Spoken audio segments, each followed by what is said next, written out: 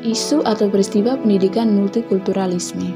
Indonesia merupakan negara multikultural yang artinya memiliki beraneka ragam suku, budaya, dan agama. Dan agama menjadi faktor yang penting dalam kehidupan bersama di negara Indonesia. Tetapi bukan berarti negara harus menjadi negara agama, melainkan negara adalah milik bersama dalam berbagai perbedaan agama. Di sini beberapa konflik atau peristiwa mengerikan yang pernah terjadi di Indonesia karena disebabkan perbedaan pandangan.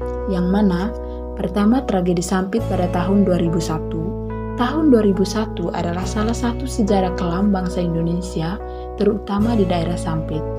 Tragedi Sampit adalah kerusuhan yang amat mengerikan yang melibatkan dua suku Dayak dan suku Madura. Tercatat 500 orang tewas dan 100 orang diantaranya mengalami pemegalan kepala. 2. Konflik antar agama di Ambon tahun 1999. Konflik ini awalnya dianggap sebagai konflik biasa, namun muncul sebuah dugaan jika ada pihak yang sengaja merencanakan dengan memanfaatkan isu yang ada. Selain itu, ABRI juga tidak bisa menangani dengan baik.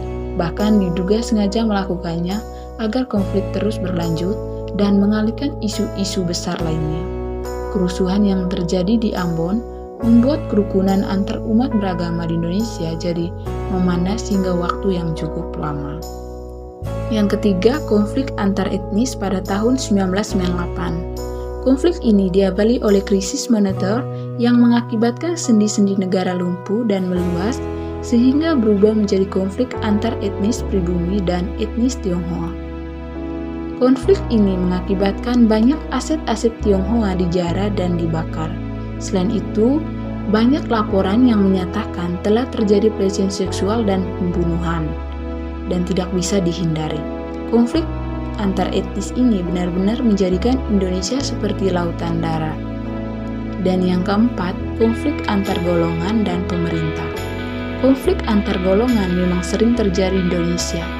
Namun yang paling parah adalah perlawanan GAM terhadap pemerintah yang akhirnya dibawa ke dunia internasional. Konflik ini terjadi didasari atas keinginan memerdekakan diri dari negara Indonesia. Sayangnya, pemerintah tidak mengedepankan dialog, sehingga operasi militer pun akhirnya diperlakukan oleh pemerintah selama bertahun-tahun dan telah memakan banyak korban. Konflik ini akhirnya mereda setelah terjadi kesepakatan yang menjadikan Aceh sebagai daerah dengan otonomi khusus. Berdasarkan konflik atau peristiwa di atas, saya merasa pentingnya paham multikultural sebagai sebuah konsep. Namun, ada interes politik, sosial, ekonomi, dan intelektual yang mendorong kemunculannya. Penyebab multikulturalisme dalam kerangka politik multikulturalisme, Kim Wicca mengemukakan pendapat terdapat dua aspek munculnya multikulturalisme, yakni migrasi yang masuk ke suatu daerah dan adanya kebanggaan sebagai minoritas. Aspek pertama dialami oleh negara-negara tujuan imigran dalam studi kasus yang diteliti pada negara Amerika Serikat, Kanada, dan Australia. Sedangkan aspek kedua lebih bersifat pada unsur identitas yang dimiliki oleh individu yang dirasa lebih kuat daripada rasa nasionalismenya. Pada dasarnya, semua bangsa di dunia bersifat multikultural. Adanya masyarakat multikultural memberikan nilai tambah bagi bangsa tersebut. Keragaman ras, etnis, suku, ataupun agama menjadi karakteristik tersendiri. Sebagaimana bangsa Indonesia yang unik dan rumit karena kemajemukan suku bangsa, agama, maupun ras. Masyarakat multikultural Indonesia adalah sebuah masyarakat yang berdasarkan pada ideologi multikulturalisme atau Bhinneka Tunggal Ika yang multikultural, yang melandasi corak struktur masyarakat Indonesia pada tingkat nasional dan lokal. Faktor-faktor penyebab timbulnya masyarakat yang multikultural adalah keadaan geografis, pengaruh kebudayaan asing, perkawinan campur, dan juga iklim yang berbeda. Indonesia sebagai sebuah negara yang kaya akan jana budaya. Dilihat dari keadaan geografis, Indonesia terdapat beribu-ribu pulau berjajar dari ujung barat sampai ujung timur, mulai dari Sumatera hingga Papua. Setiap pulau memiliki suku bangsa, etnis, agama, dan ras masing-masing. Dilihat dari pengaruh kebudayaan asing seperti masuknya etnis Cina, Arab, dan India, turun-menurun membuat masyarakat Indonesia mempunyai kebiasaan yang berbeda dan juga cara pandangan hidup.